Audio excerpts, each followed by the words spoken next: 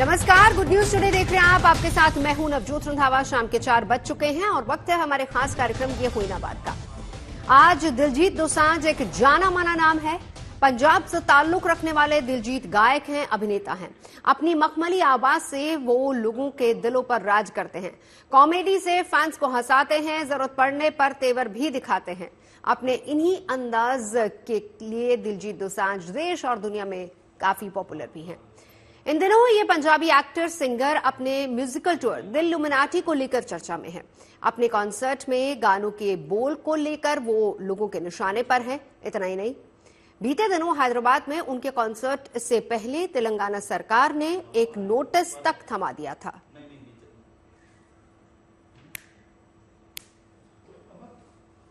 इस नोटिस में उनसे शराब, ड्रग्स और हिंसा को बढ़ावा देने वाले गाने नहीं गाने की हिदायत दी थी। इसका असर 24 नवंबर को पुणे में हुए दिलजीत के कॉन्सर्ट में नजर आया। वहां के आबकारी विभाग ने दिलजीत के इस कॉन्सर्ट में शराब परोसने के लिए दिए गए लाइसेंस को रद्द कर दिया। मतलब ये कि पुणे के कॉन्सर्ट में दिलजीत के फैंस को शराब नहीं परोसी गई। असल में इस विवाद की वजह तेलंगाना सरकार का वो नोटिस है जिसका जिक्र हमने अभी किया। इस नोटिस के बाद दिलजीत ने सोशल मीडिया पर एक वीडियो शेयर किया और सरकारों पर तंज किया। उन्होंने कहा कि अगर राज्य सरकारें अपने राज्य में शराबबंदी कर दें तो वो अपने गानों में कभी भी शराब शब्द का इस्तेमाल नहीं करेंगे। इसके साथ ही उन्होंने बॉलीवुड पर भी निशाना साधा। इसके बाद लोग दो धड़ों में बंट गए। कुछ का ये कहना है कि अगर शराब शब्द बैन हुआ तो गजल, शेर व शायरी का क्या होगा? क्या ये लिरिक्स पर भी सेंसरशिप लागू करने की तैयारी है? कई लोग ये भी मान रहे हैं कि गानों में शराब का जिक्र बंद होने से शराब की बिक्री घटेगी या फिर उस पर रोक लगाने में मदद मिलेगी। जबकि कईयों का यह भी मानना है कि गानों में शराब के इस्तेमाल से युवाओं को गलत संदेश भी जाता है। उनका मानना है कि ऐसे गाने युवाओं को उस तरफ कदम बढ़ाने के लिए उकसाते हैं। तो ये पूरा मामला क्या है, और आज हम इसी मुद्दे पर दोनों पहलुओं पर बात भी करेंगे। खास मेहमान हमारे साथ जुड़ेंगे, लेकिन पहले आपको सुनवाते कि दिलजीत दोसांझ ने क्या कहा था जिसमें राज्यों को शराबबंदी की मांग उठाई थी।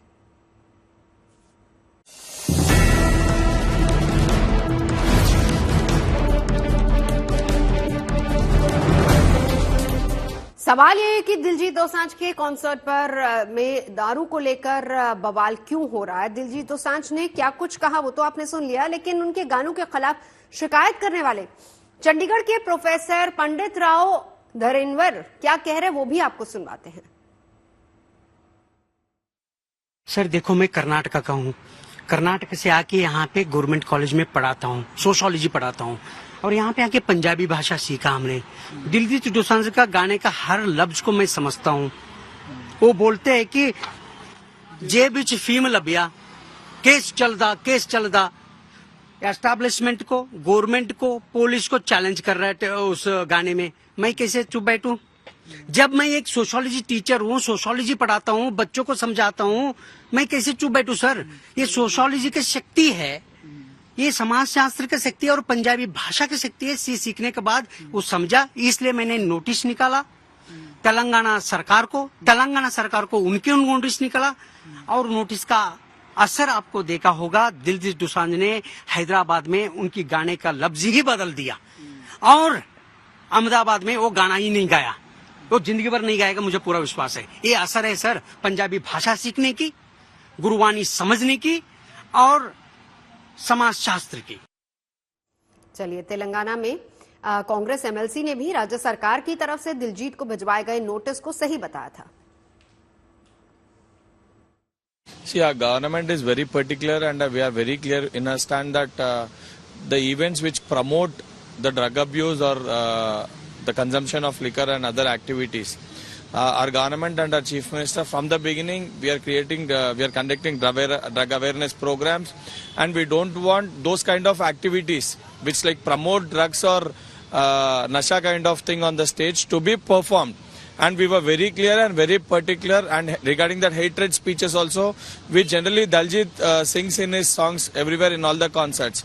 So our state and our government is very particular, and we are very strict in this matter. That's why we have issued this prior notice or from the concerned department, from the Cyberabad, from the concerned commissionerate. तो अब जब शराब के बहाने गानों पर गायकों को निशाना बनाया जा रहा है तो बहुत से सवाल भी उठ रहे हैं। सवाल सबसे बड़ा यही है कि ऐसे गाने पहले भी बनते आए हैं, लेकिन अब विवाद क्यों शुरू हुआ है और दिलजीत को लेकर विवाद क्यों? क्या सच में ऐसे शब्दों के इस्तेमाल वाले गानों से युवा भटकता है जो दलीलें दी जाती है? अच्छा, यूं तो देश में बहुत बड़े बड़े कॉन्सर्ट्स होते हैं, दिल्लुमिनाटी पर इतना ज्यादा विवाद क्यों? इसका जिक्र दिलजीत ने एक अपनी स्टेज पर बयान देते हुए कहा भी है। तो आखिर क्या प्रोटोकॉल रहता है किसी भी कॉन्सर्ट में लिकर सर्विंग को लेकर? या फिर एक और बड़ा सवाल यह है कि अब इन गानों के लिरिक्स पर भी क्या सेंसरशिप लगनी चाहिए? और दूसरा सवाल यह भी है कि क्या गानों में शराब रोकने या शराब की बिक्री रोकने से बात बनेगी? ऐसे में सवाल यह भी है कि हम सुनते आए हैं गजलें, शेरो शायरियां बहुत सुनी हैं, बॉलीवुड में बहुत सारे ऐसे गाने बने हैं जो कि शराब के इर्द गिर्द ही बने हैं। एक फिल्म भी बॉलीवुड में बनी थी जो पूरी तरह से शराब पर ही थी, उन पर भी सवाल उठेंगे। सबसे बड़ा सवाल यह भी है कि दिलजीत दोसांझ जो खुद उठा रहे हैं वो ये कि कुछ लोगों को उनकी कामयाबी रास नहीं आ रही है। तो क्या यही एक वजह है? खास मेहमान हमारे साथ जुड़ चुके हैं, चर्चा करेंगे। हमारे साथ इस वक्त मौजूद हैं पीके जैन साहब हैं, एक्स एडिशनल डीजीपी हैं महाराष्ट्र से। शहजाद खान है जो एक्टर हैं, आरडी प्रमन है पंजाबी सिंगर हैं, हमारे साथ मौजूद हैं। और लेस्ली त्रिपाठी, युवाओं की आवाज लेस्ली त्रिपाठी भी हमारे साथ हैं। तो शुरुआत शहजाद जी मैं आप ही से करना चाहूंगी। ये बताइए कि गजलें, बॉलीवुड के गाने, शेरो शायरियां, बहुत कुछ शराब पर, मय पर बहुत कुछ लिखा गया, और अभी फिलहाल दिलजीत के कॉन्सर्ट और गानों को लेकर इतना विवाद क्यों? बहुत बहुत शुक्रिया आपका मुझे आपके शो पे बुलाने का। ये जितनी भी बातें हो रही है, शराब पे गाने तो मेरे ख्याल से बहुत सालों से बन रहे हैं। मेरे पिताजी श्री अजीत साहब जब हीरो थे तब से उनकी फिल्मों में शराब पे गाने होते थे, और ऐसी कोई नई बात तो है नहीं। लेकिन ये दिलजीत के इस पे मैं कह सकता हूँ कि इसके साथ कोई पर्सनल वेंडेटा निकाली जा रही है, और कोई जो है इसको रोकना चाह रहा है, इसकी क्रिएटिविटी को रोकना चाह रहा है, इसकी पॉपुलैरिटी को रोकना चाह रहा है। It is some personal enmity, कुछ पर्सनल है जिसका इस्तेमाल किया जा रहा है, और इसी वजह से ये सब मसले मसाइल हो रहे हैं। वरना और आप किसी को भी गानों में शराब का आप कब से लिरिक्स में इस्तेमाल हो रहा है वो तो रोक नहीं सकते आप। लेकिन दिलजीत के साथ पर्सनल एनिमिटी निकाली जा रही है, और ये दिलजीत जाने और वो इंसान जाने जिसके बीच में ये पर्सनल एनिमिटी हो रही है, and they should be sorted out. जिन लोगों ने इतनी महंगी महंगी टिकट्स खरीदी है शो की, उन्हें परेशानी नहीं होनी चाहिए।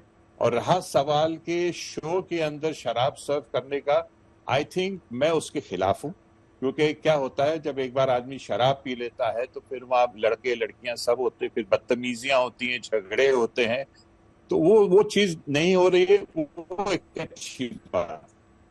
लेकिन आप किसी लेकिन सर ये बताइए, चलिए उसके गाने अब यहीं से सर दो सवाल और हैं, जल्दी से आपसे जवाब लेके फिर मैं पीके जैन साहब के पास जाऊंगी। सर सवाल पहला ये है, वो खुद ये बात कह रहे हैं कि कहीं ना कहीं लोग उनकी पॉपुलैरिटी से जल रहे हैं। पहला सवाल तो ये, क्या उनकी पॉपुलैरिटी किसी पर्टिकुलर कुछ लोगों को रास नहीं आ रही?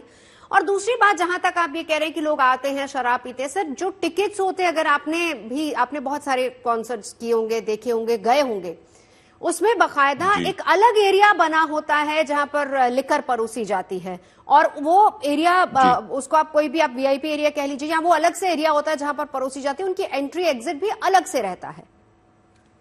जी देखिए, कितने भी अलग से हो, लेकिन क्या होता है कि शराब पीने के बाद जब लोगों के अंदर का जानवर, दरअसल अंदर का जानवर 2 पैक जाने के बाद जागता है लोगों का, फिर बदतमीजियां होती हैं। फिर ऐसा नहीं कि वो जो अलग से एरिया है वहां से बोतलें भी इस एरिया में आ जाती है, फिर छेड़खानियां होती हैं, हमारी जवान बच्चियां होती है वहां पर, दूसरे जवान बच्चे होते हैं। तो सर ये बात तो फिर नहीं, ये बात तो फिर बाकी सब हर एक के कॉन्सर्ट में लागू होनी चाहिए। क्यों दिलजीत पर ही रोक लगी?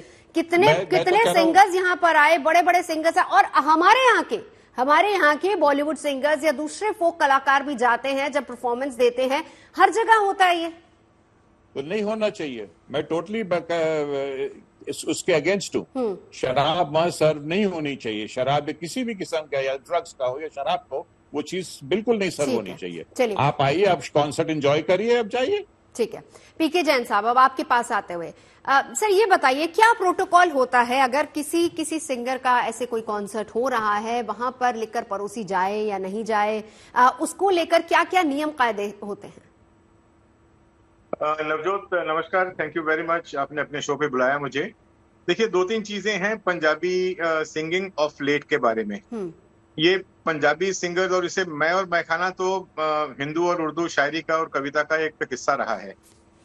पंजाब में जब से सिद्धू मूसेवाला का मर्डर हुआ, तब से पंजाबी गायकी जो है वो, और खासतौर पे इस तरह के प्रोग्राम्स थोड़े लाइमलाइट में आए, तब पता चला कि वहां पे शराब को, ड्रग्स को, वेपन्स को, वायलेंस की कल्चर को ग्लैमराइज किया जा रहा था। और ये ग्लैमराइजिंग जो है वो सिर्फ पंजाब तक सीमित नहीं रहा, वो पंजाब, कनाडा, अब पूरे भारतवर्ष में। अब इसकी जो दिलजीत की जो शुरुआत हुई वो दिल्ली से हुई। दिल्ली में जो इनका कार्यक्रम हुआ, वहां पे अगले दिन जो वहां पे जितना कूड़ा करकट, शराब की बोतलें जगह जगह पे, जो आप थोड़ी देर पहले बोल रही थी कि एक पर्टिकुलर एरिया में सिर्फ शराब सर्व की जाती है, वैसा नहीं है। वो ग्रेजुअली बाकी एरियाज में क्रॉस ओवर कर लेती है, और वहां पे जो स्टाफ रहता है वो, उनको सेल्स में ज्यादा दिलचस्पी है, ना कि इसमें कि बॉटल वो जो है अक्रॉस द बॉर्डर जो भी उन्होंने फेंसिंग कर रखा है उसके बियॉन्ड जा रही है।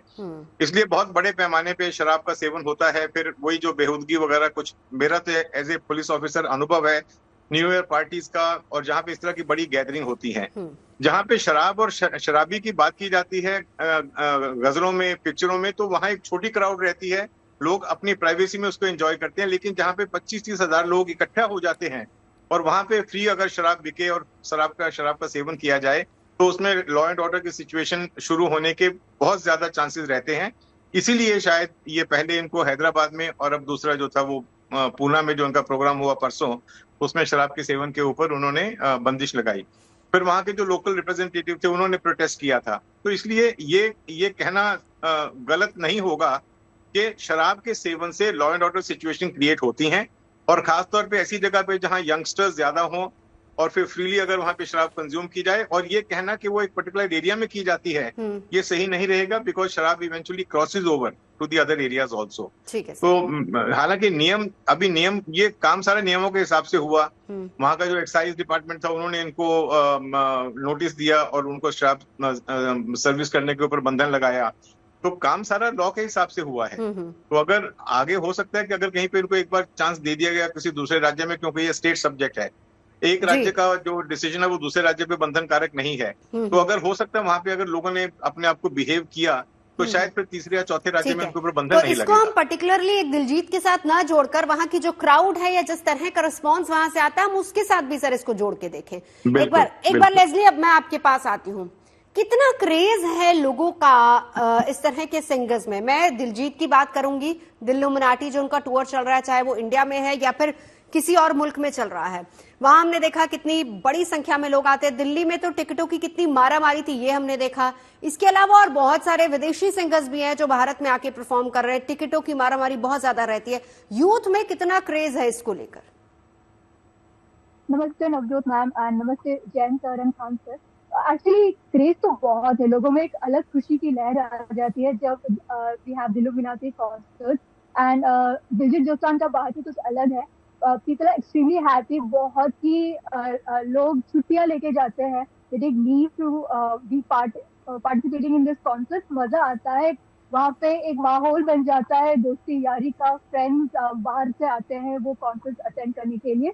तो ये गेट टुगेदर हो जाता है यंगस्टर्स में, because it's like a vibe. गाने ऐसे चलते हैं, लोग everybody enjoying, everybody is wearing the coolest clothes.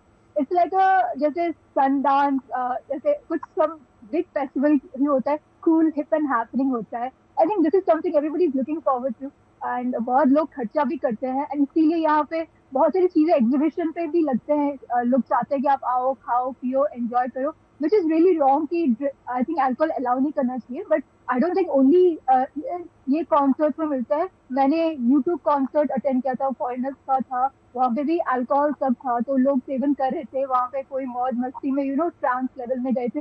I think ये ऑफिशियली चिल करने वाइब बन जाता है वहाँ पे, तो that's a whole different vibe. But I think as it is हमें अल्कोहल सर्विंग बैन कर सकते हैं, बट लोग नहीं, फिर इसके साथ ही लेस्ली आपने कहा कि अच्छी वाइब्स होती हैं, चिल करने के लिए यूथ जाता है, पैसा खर्च करने में भी उनको दिक्कत नहीं है, वो टिकट्स भी ले लेते हैं, सब कुछ ठीक ठाक है. लेकिन ये बताइए, अब आप अगर लिकर बैन की बात कर रहे हैं कि यहाँ पर होनी चाहिए, इस तरह के कॉन्सेप्ट में लिकर बैन हो, तो फिर ऐसे क्या आपका ये मानना है कि ऐसे हर तरह के कॉन्सेप्ट में लिकर बैन हो, या केवल कुछ पर्टिकुलर जो कॉन्सेप्ट होते हैं उसमें बैन होना चाहिए?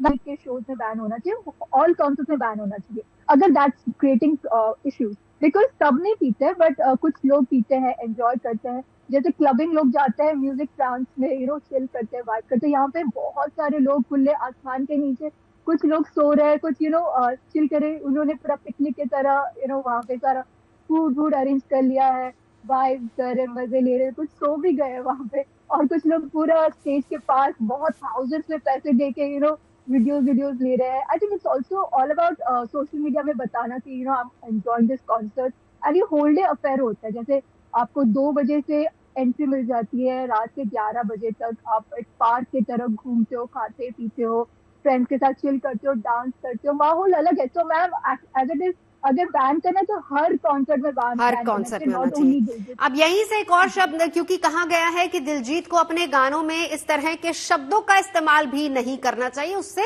युवा भटकता है. इस पर आप क्या कहेंगी लेस्ली? मैम मैं ये कहना चाहूंगी, बस I don't think only Diljit, there are lot of singers, आप देखिए लॉट ऑफ सिंगर्स यही गाने यही लिरिक्स यूज करते हैं, वो गालियां भी देते हैं. तो I think we should make it like equal for all, कि जनरली कोई ऐसे लिरिक्स यूज ना करे. We just can't target Diljit for that because he is extremely popular now. But I think बहुत सारे सिंगर्स हैं, उनके बारे में भी जानना चाहिए. जो भी नया गाना आ रहा है, मेरी सेंसरशिप करना चाहिए. We can't just target Diljit. मुझे लग रहा है ये थोड़ा पर्सनल हो रहा है. दिलजीत के मामले में आपको लग रहा है कि ये पर्सनल हो रहा है? जी मैम. अच्छा, क्या ऐसे गानों में अगर इस तरह के कोई शब्द आते हैं तो क्या युवाओं के मन में उसका कितना असर होता है, कितना वो खुद को उससे कनेक्ट कर लेते हैं? आजकल मैम इजी हो गया है ये कन्वर्सेशंस में ऐसी बातें बोलना, थोड़े स्लैंग यूसेज आजकल बहुत इजी हो गया है, उनको माइंड भी नहीं करते, क्योंकि that has become very colloquial. और जब सिंगर्स जाते हैं, दे थिंक कि this is the it thing to say. तो ये इट जैसे कहते हैं ना, this is in fashion, this is in vogue, ऐसे हो गया है. तो लोग वही बजाते रहते हैं. सो एट टाइम्स कुछ लोगों को बुरा भी लगता है, कुछ लोग बोलते हैं अरे लेट्स चिल यार, दिस इज लाइक कूल. तो आइदर आप पूरे लिरिक्स पूरे भारतवर्ष में जो भी म्यूजिशियन कर रहे हैं आगे जाके, नहीं, क्या ये आपकी पर्सनालिटी को इफेक्ट करते हैं इस तरह के लिरिक्स? एक्चुअली ये इतना कूल हो गया है कि अगर आप ये गाने, अगर ये लिरिक्स आप यूज नहीं करते हो, आप अनकूल लगते हो. ठीक है. तो शहजाद जी, अब आपने इनकी बात सुनी, ये यूथ की आवाज है, ये सोशल मीडिया इन्फ्लुएंसर हैं, लेस्ली मुंबई से ही हैं, और ये अक्सर हमारे साथ जुड़ती हैं, युवाओं की आवाज रखती हैं. तो ये यूथ की आवाज है, केवल लेस्ली की आवाज नहीं. आपने सुना होगा शहजाद जी, आप जहां जहां जाते हैं, और युवाओं में कितना क्रेज है. दिलजीत की इसी एक कॉन्सर्ट का वीडियो भी बहुत वायरल हो रहा है, जिसमें एक लड़की रोने लग जाती है. सर ये बताइए कि ये कह देना कि आपके गानों में शराब या इस तरह के शब्दों का इस्तेमाल जो है वो एक स्पेशली युवाओं की बात करें तो उनके चरित्र पर इसका असर होता है, क्या आप इस बात से सहमत हैं कि नहीं? तो में ज़ख्म अंदाजी नहीं होनी चाहिए. अगर उनके गानों में शराब का लफ्ज इस्तेमाल है, एज लॉन्ग एज गाली गलोच ना हो उनके गानों में, क्योंकि हमारी हिंदुस्तानी सभ्यता और जो अस्मिता है वो अलाउ नहीं करती है गाली गलोच. लेकिन फिर भी अगर चलो आज के युवाओं को देख और आज के जनरेशन जेन जी कहते हैं उसको, मुझे तो जंजीर सुनाई देता है. जेन जी. जेन जी सर. जी वो जो भी है, तो ठीक है, lyrics can have it, but I think शराब वहाँ या किसी भी किस्म के नशेले पदार्थ जो है, नशेली जो चीजें होती है, वो वहाँ सर्व नहीं होनी चाहिए. जैसे हमारे सर ने कहा कि पीके जैन साहब जी जैन साहब ने कहा कि भाई वो लॉ एंड ऑर्डर की प्रॉब्लम हो जाती है, तो I think across all not only Diljit, उसके अलावा जो कोई भी हो, हाँ, ये across all lines this should be stopped. ठीक है, आई बिलीव इन दैट। ठीक है, और भी सवाल है आपसे करेंगे, लेकिन एक बार ब्रेक पर जाने से पहले जरा पीके जैन साहब आपसे एक छोटा सा जवाब मैं चाहूंगी। क्या सभी कॉन्सर्ट्स में ये बैन हो जाना चाहिए या फिर किसी किसी में? क्योंकि अभी उनका अहमदाबाद में भी कॉन्सर्ट हुआ, वहां पर तो वो ड्राई स्टेट है, इसलिए वहां पर पॉसिबल ही नहीं है। क्या ये पॉसिबल एक रूल बनना चाहिए कि अगर बैन कर रहे हैं तो हम हर सिंगर के लिए, इस तरह के कॉन्सर्ट्स के लिए टोटली बैन कर दें? जी, मुझे तो ऐसे लगता है कि सभी कॉन्सर्ट पे बैन होना चाहिए, बिकॉज ये लोग बड़े इन्फ्लुएंसर्स हैं, और जैसा मैंने कहा कि जहां पे भी एक लार्ज कॉन्ग्रीगेशन इकट्ठी होती है और अगर वो वहां पे शराब का और इवेंचुअली यंगस्टर्स होंगे तो ड्रग्स का सेवन होगा, तो वहां पे सिचुएशन हमारे हिसाब से लॉ एंड ऑर्डर की सिचुएशन खड़ी होने में कोई ज्यादा समय नहीं लगता। ठीक है सर। एक छोटी सी बात के ऊपर ही फिर वहां पे भगदड़, फिर डेथ्स, ये बहुत जगह पे ये देखा गया है। तो मुझे लगता है कि ये इस तरह का बैन पूरे सभी कॉन्सर्ट्स के ऊपर होना चाहिए। लोग आए, डिसेंटली अपना प्रोग्राम एंजॉय करें और निकल जाएं। जरूरी थोड़ी है कि सारे प्रोग्राम जो है वो शराब और ड्रग्स के नशे में ही एंजॉय कर सकते हैं। लेकिन सर इस सोच को बदलने की जरूरत है। सर अपनी बात रखिएगा, लोग क्या इसको लेकर कह रहे हैं, एक बार वो भी आपको सुनवा देते हैं। बीइंग ए लिसनर, हमारे आज के टाइम पे हमारे खुद के पास अपनी इंडिविजुअल चॉइसेस है सबके पास, तो ये तो कोई मैटर ही नहीं करता कि आप किसी चीज़ से इन्फ्लुएंस हो रहे हो या बैडली इन्फ्लुएंस हो रहे हो। तो वो तो हमारे खुद के हाथ में कि आप कैसे उसको पॉजिटिवली लो या नेगेटिवली लो। उनका सब चीज़ का कल्चर अलग अलग है। आर्टिस्ट का यही काम होता है कि वो वाइड स्पेक्ट्रम में चीज़ों को कवर करे, तो वो सिर्फ वो ही कर रहे हैं। अभी जैसे उन्होंने इंटरव्यू में बोला था कि उन्होंने अभी शिवा जी पे भी गाना निकाला है और गुरु नानक देव जी पे भी गाना निकाला है, तो लोग मतलब नेगेटिव चीज़ों को ज़्यादा हाईलाइट करते हैं as compare to positive. At the end of the day हमारे पास यही है कि हम किसको चूज करें ताकि हमारी लाइफ बेटर हो सके। हाँ, गानों से हमारे थिएटर का, हमारे सिनेमा का बहुत इन्फ्लुएंस होता है माइंड्स पे।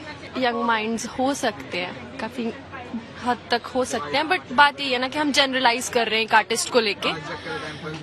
हमारा बॉलीवुड भरा पड़ा है, उनमें सीधा सीधा अल्कोहल को दिखाया जाता है या तंबाकू को दिखाया जाता है, और वहाँ पे हम क्वेश्चन नहीं करते, बस एक नीचे दिखा देते smoking is injurious to health and we are generalizing one artist for this and that is wrong at so many levels. नहीं वीरे, ऐसे कोई नहीं होता। अगर इन्फ्लुएंस होना होता बंदा अपने घर से ही होता, बाहर से नहीं होता। जो बच्चा शुरू से घर पे देखेगा ना क्या चल रहा है, उसके माँ बाप, उसके भाई, बड़े भाई क्या करें, बच्चा छोटा वही सीखेगा। बाहर की चीजों से कभी कुछ नहीं सीख सकता। यहाँ दोस्त की संगत वैसे हो तो सीखता है। वो तो सिर्फ ये है कि भाई बंदे ने एक नॉर्मली गा दिया, कल को वो गाने में गा दे कि हाँ उठ के ऐसे मार दे, कोई मार थोड़ी देगा।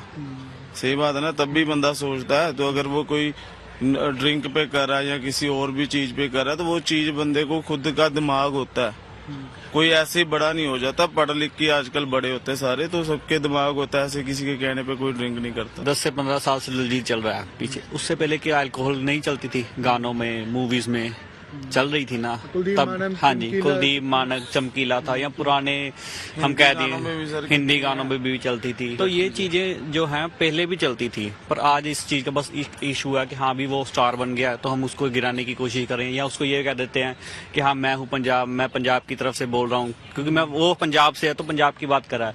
तो इसका मतलब ये नहीं है कि वो हर चीज की गलत वे में ले रहा है। आई थिंक यूथ ऐसे इन्फ्लुएंस नहीं हो रहा, यूथ पहले सब सीख चुका है, तो आई डोंट थिंक सॉन्ग्स इम्पैक्ट करते हैं। और बहुत सारे रैपर्स ऐसे गाने बनाते हैं जिनमें not just the alcohol, drugs, बहुत सारी अलग चीजों के बारे में बात की जाती है, उनको भी बैन करो। कल ही मैंने एक गाना सुना, उसका नाम नहीं लूंगी, but yes ban that song also then. मेरे को लगता है कि ना इंटेंट तो ठीक है गवर्नमेंट का कि ये ड्रग्स और ये सब के गाने नहीं गाने चाहिए, पर कदम थोड़ा गलत है। लाइक इंक्लूसिव देखो ना, बॉलीवुड में कितने रेफरेंस आते हैं, और नॉट जस्ट ड्रग्स और इसके वेपन्स के आते हैं, क्राइम के आते हैं, और उसको ऐसे बहुत एग्जैजरेट करके बहुत दिखाया जाता है कि क्या बढ़िया चीज। चलिए, सबकी राय हमने यहाँ पर आपको दिखाई, आम जनता की राय क्या है उस पर भी हर किसी ने अपनी अपनी बात रखी है। पीके जैन साहब, अब आपके पास आते हुए, सिर्फ कॉन्सर्ट्स में लिकर बैन कर देने से क्या वाकई बात बनेगी? क्योंकि यहाँ पर तेलंगाना के एक एमएलसी जिन्होंने अपनी बात रखी, वहीं से पूरा विवाद शुरू होता है दिलजीत का।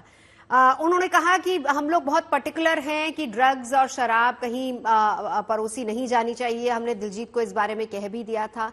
तो क्या केवल कॉन्सर्ट्स में इसको बैन लगा देने से बात बनेगी या पूरी तरह से शराबबंदी भी जरूरी है, जो कि हो नहीं सकती? ये मजबूरियां राज्य सरकारों की भी है, रेवेन्यू सबसे ज्यादा वहीं से आता है। देखिए शराबबंदी से समस्या हल नहीं होती। ये देखा गया है कि जहां जहां पे भी शराबबंदी हुई है, चाहे वो हरियाणा में हुई, चाहे वो बिहार में हुई, चाहे वो साउथ इंडिया में हुई, वर्धा में, महाराष्ट्र में हुई, सब जगह पे शराब का सेवन बढ़ जाता है। समहाउ हमारी सोसाइटी ऐसी है कि आप जिस चीज को बैन करते हैं उस चीज की कंजम्पशन बढ़ जाती है। ठीक है। इसलिए और दूसरी बात है कि सरकार के रेवेन्यूज इतने कम हो जाते हैं कि उनको दूसरी चीजों पे टैक्स बढ़ाना पड़ता है, फिर लोगों में रोष पैदा होता है। इसलिए शराबबंदी करना इसका कोई इलाज नहीं है। एक कंट्रोल्ड जो आउटलेट है वो मिलना चाहिए। अब प्रॉब्लम है सिर्फ इस तरह के कॉन्सर्ट्स के ऊपर और ऐसे प्रोग्राम्स के ऊपर जो ओपनली शराब को, वायलेंस को, गन कल्चर को बढ़ावा देते हैं। और इसका एक ट्रेंड पंजाबी गायकी में, जैसा मैंने कहा, सेट हो गया है। पहले हुआ, इससे पहले भी कुछ सिंगर्स आए थे। उसके बाद में ये जितने सिंगर्स जो है पंजाब और कनाडा के साथ में रिलेटेड है, खास तौर पे जिनकी दोनों जगह पे बहुत ज्यादा पॉपुलैरिटी बढ़ गई है, तो उन गानों में शराब, ड्रग्स, गन्स, वायलेंस, इन चीजों को बहुत ज्यादा प्रमोट किया जाता है।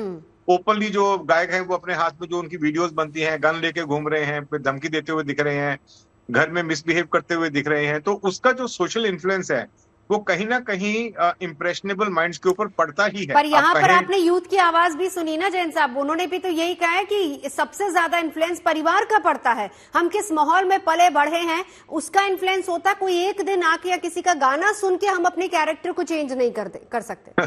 पर ये प्रॉब्लम सिर्फ इस गाने की नहीं है, इसके साथ में दुनिया भर के वीडियोस हैं। ये वीडियोस बार बार प्ले होते रहते हैं, तो इसका जो रिकॉल इफेक्ट है वो भी काफी ज्यादा होता है। ठीक है, तो एक बार शहजाद जी, तो क्या लिरिक्स पर भी, सर मैं लौटती हूँ एक बार, लिरिक्स पर भी फिर सेंसरशिप होनी चाहिए शहजाद जी?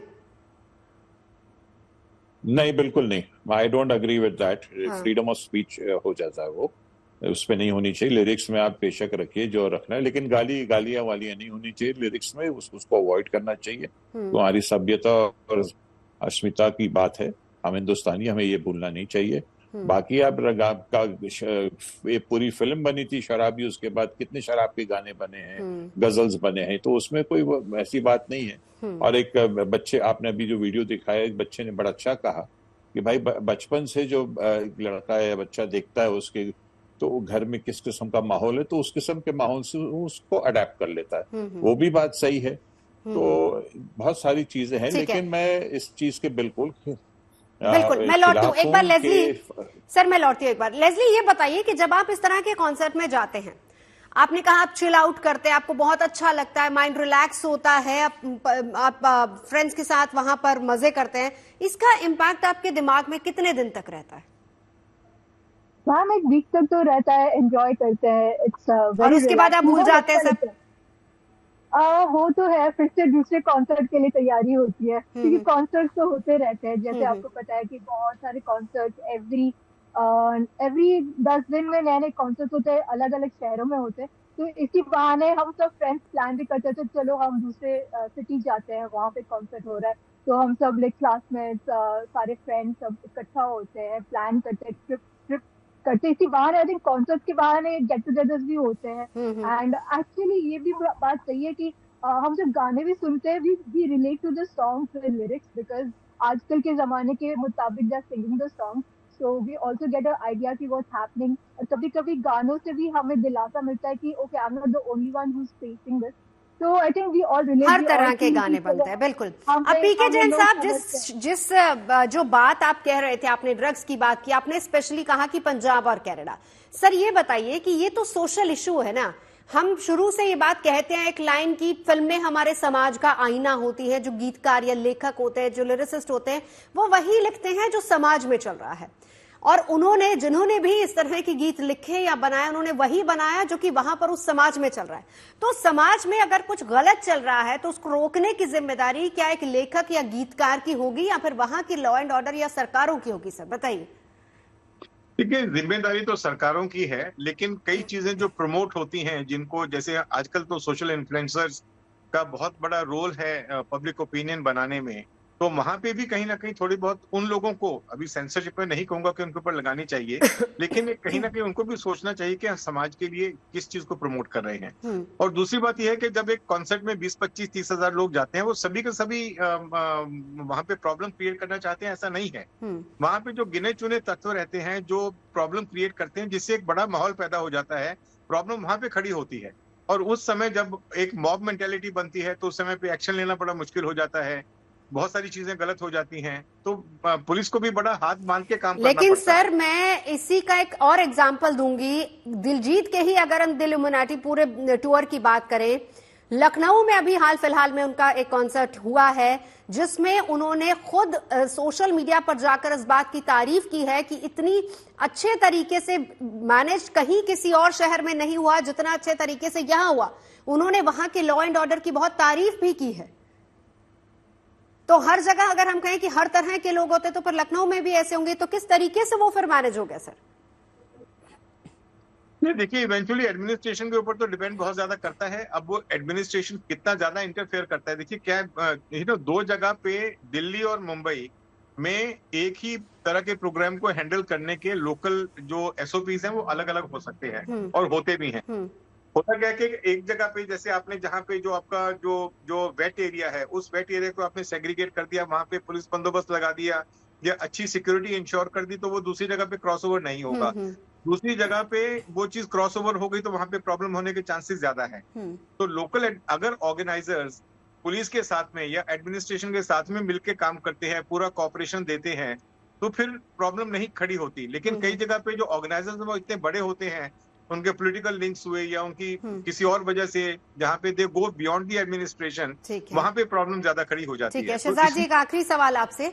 सर, ये देखिए, एक इस तरह के जो शोज होते हैं, एक मजबूरी ऑर्गेनाइजर्स की भी तो होती है ना। अगर कोई शो करा रहा है तो उसको तो रेवेन्यू चाहिए ना, उसको तो पैसा चाहिए, और वो जिस भी तरीके से लोग एंटरटेन होंगे वो वही तरीका अपनाएगा। बहुत सारे तरीके एंटरटेन करने के। क्या शराब और ड्रग्स बेचने से ही आदमी एंटरटेन हो? आप गाना सुनिए, आप एंजॉय करिए। अभी ये जवान बच्ची जो है वो बहुत मशहूर है, आपने कहा, जो यूट्यूबर भी है, तो लेस्ली जो है वो, बेटा आप जाइए, गाना सुनिए, एंजॉय करिए, लिव द मोमेंट। जरूरी है कि हम नशा करें जाके वहां पर, या ड्रग्स ले या शराब पिए, उससे हमें सुरूर चढ़ता है? हमें बिना शराब पिए, बिना नशा किए कि हमें दिलजीत के गाने समझ में नहीं आएंगे? It is necessary to take all these things to enjoy any particular function. ठीक है, I am totally against it. ठीक है, आप खिलाफ हैं इस चीज के कि इस तरह के कोई भी कॉन्सर्ट हो वहां पर शराब परोसनी नहीं चाहिए, लेकिन गाने के बोल में अगर इस तरह के शब्द आते हैं उससे आपको आपत्ति नहीं। जी लेस्ली, आखिरी कमेंट आपका क्या कहेंगे? I agree with Shehzad sir and Jain sir कि ये अल्कोहल वहाँ पे नहीं होना चाहिए, बट एक्चुअली मुझे जो लग रहा है, जैसे रेवेन्यू के लिए जैसे क्लब्स हम जाते हैं, म्यूजिक बजता है, डांस वांस करते हैं, इसीलिए लोग रखते हैं वहाँ पे, बट ऐसा नहीं कि सब पीते हैं, कुछ लोग पीते हैं। एंड आई डोंट से कि ये होना चाहिए। जाहिर सी बात है कि पीपल लूज देयर सेंसेस, फिर क्या होता है, लॉ एंड ऑर्डर का सिचुएशन भी हो जाता है। So I think it's okay not to keep, but बस दिलजीत के शो में नहीं, हर जगह पे ऐसा होना चाहिए, और हर कोई कॉन्सर्ट में ऐसा होना चाहिए कि वहाँ पे अल्कोहल और ड्रग्स नहीं मिलना चाहिए। चलिए, बहुत बहुत शुक्रिया, वक्त की कमी है, बहुत बहुत शुक्रिया तमाम खास मेहमान हमारे साथ, आप यहाँ पर जुड़े, अपनी बात आपने रखी है।